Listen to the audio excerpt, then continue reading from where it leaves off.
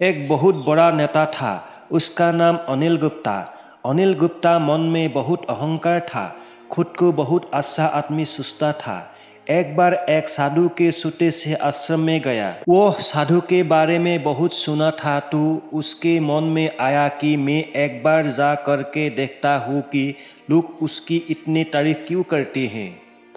जब वह उस आश्रम में गया तो वहाँ पर एक छोटा सा कमरा था जहाँ पर एक कालीन बिछा हुआ था।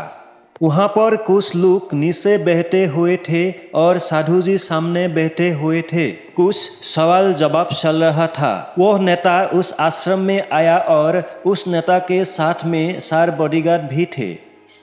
और उसकी यह आदत थी कि जहाँ पर भी वह जाता था लोग अपने जगह पर खड़े हुए थे और उसकी तरफ देखते थे, हाथ जोड़ते थे और सर झुकाते थे। लेकिन यहाँ पर ऐसा कुछ भी नहीं हुआ। साधु व्यस्त होने के कारण उसकी तरफ देखा तक नहीं। तभी नेता को लगा कि यह मेरी बेइज्जती हुई और वह इस बात में गुस्सा हो गया। नेता ने थोड़ा गुस्से से साधु की बात को बीच में काटने हुए कहा कि मैं आपसे कुछ कहना चाहता हूँ। साधु ने उसकी तरफ देखा और बोला, आप थोड़ी देर रुकिए, पहले मैं उनके सवाल का जवाब दे दूं। उसके बाद मैं आपसे बात करता हूँ। तब तक आप अगर चाहे तो आप बैठ सकते हो। बस साधु का इतना कहने की ही देरी थी। नेता का चेहरा गुस्से से लाल हो गया और फिर उसने अपना सारा गुस्सा उस साधु पर निकाल दिया। अभी तक अनिल गुप्ता ने बहुत तमीज से आप कह करके बातचीत कर रहा था, लेकिन अब वह तू तड़ाक पर उतर आया। अनिल गुप्ता ने उस साधु को कहा, तुझे पता भी है मैं कौन हूँ और तू किससे बात कर रहा है। साधु ने उसकी तरफ देखा और कहा, मुझे इससे कोई फर्क नहीं पड़ता है कि आप कौन हैं, लेकिन आप जो कोई भी है, अगर आप चाहते हैं कि मैं आपके सवाल का जवाब दूं या आपसे बात करो तो आपको कुछ देर रुकना होगा। और साधु की ये कहते हैं नेता गुस्से से पागल हो गया और वही सबके सामने सीखने सिलाने लग गया। अब मैं तुझे तेरी असली औकात दिखाऊंगा। तूने मुझसे पंगा ले करके ठीक नहीं किया। तुझे पता भी है मैं तेरे बारे में क्या सोचता हूँ। साधु ने फिर से नेता की तरफ देखा और बड़े ही प्रेम से कहा कि मुझे इससे कोई फर्क नहीं पड़ता कि आप मेरे बारे में क्या सोचते हैं। आप जो चाहे वो मेरे बारे में सोच सकते हैं। फिर अनिल गुप्ता ने उससे कहा कि तू चाहे सुनना चाहता है या नहीं, लेकिन मैं तुझे यही सबके सामने बताऊंगा कि मैं तेरे बारे में क्या सोचता है। तू कोई साधु नहीं है, तू एक बहुत घटिया इंसान है। तू एक डूंगी है, पाखंडी है। यहाँ पर जितने भी लोग बैठे हैं इन सबको बेवकूफ़ बना रहा है।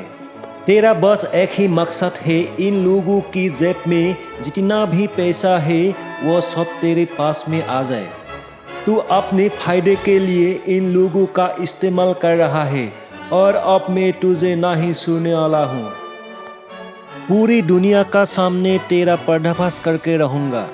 लेकिन उसके इतना बोलने के बाद भी हल्की सी मुस्कान उस साधु के चेहरे पर बनी ही रही। ये देखकर अनिल गुप्ता और भी तिलमिला गया और उसने कहा, आप बहुत हो गया। अब मैं यहाँ पर 1 मिनट भी नहीं रुकने वाला है, लेकिन अभी भी तेरा पास मौका है। अगर मुझसे माफ़ी मांगना है या मुझसे कुछ कहना है तो कह सकते हैं। तेरा इतनी अहंकार पानी में मिल जाएगा। मुझसे पंगा मत लो। इतना सब होने के बाद भी साधु के चेहरे पर एक मुस्कान थी और वह बिल्कुल शांत था। और फिर उन्होंने अपने आंखें बंद करी और फिर साधु ने अपने आंखें खुली हाथ जोड़े और कहा कि मुझे आपसे कोई गिला शिकवा नहीं है। आपके लिए मेरे मन में कोई भी गलत ख्याल नहीं है। जो भी मेरे बारे में आपने कहा वो आपकी अपनी सोच थी। तो मुझे आप में कोई भी बुराई नजर नहीं आती है। मुझे आप बहुत भी भोले इंसान लग रहा है।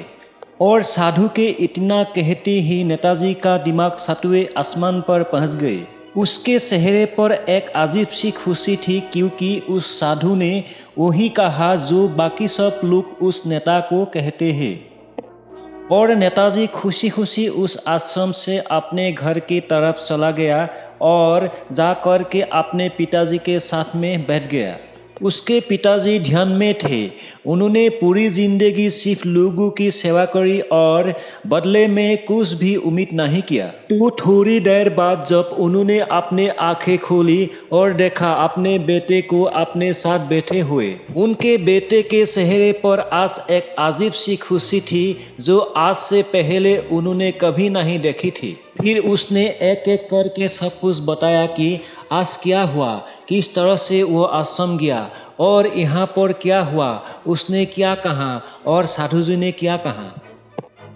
जब उसके पिताजी ने पूरी बात सुनी तो थोड़ा सा मुस्कुराया और अपने बेटे को देख करके बोला कि उन्होंने तुम्हारी तारीफ नहीं करी, क्योंकि उन्होंने वो नहीं कहा कि जो तुम हो, उन्होंने वो कहा कि जो वो खुद है। और तुमने जो भी कुछ उनको कहा वो नहीं कहा कि जो वो है, बल्कि तुमने वो कहा जो तुम खुद हैं। यही बात वेदों में भी कही गई है, यथा दृष्टि तथा सृष्टि। ये दुनिया तुम्हें वैसी नहीं देखती जैसी ये दुनिया है। ये दुनिया ऐसी देखती है तुम्हें जैसे तुम खुद हो, जिसकी नज़र जैसी है उसके लिए ये दुनिया ऐसी ही है।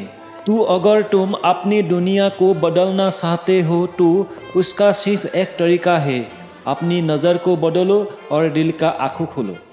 मेरा ये मोटिवेशन स्टोरी यदि आप लोगों को अच्छा लगा, please like, comment, subscribe and share my video. धन्यवाद।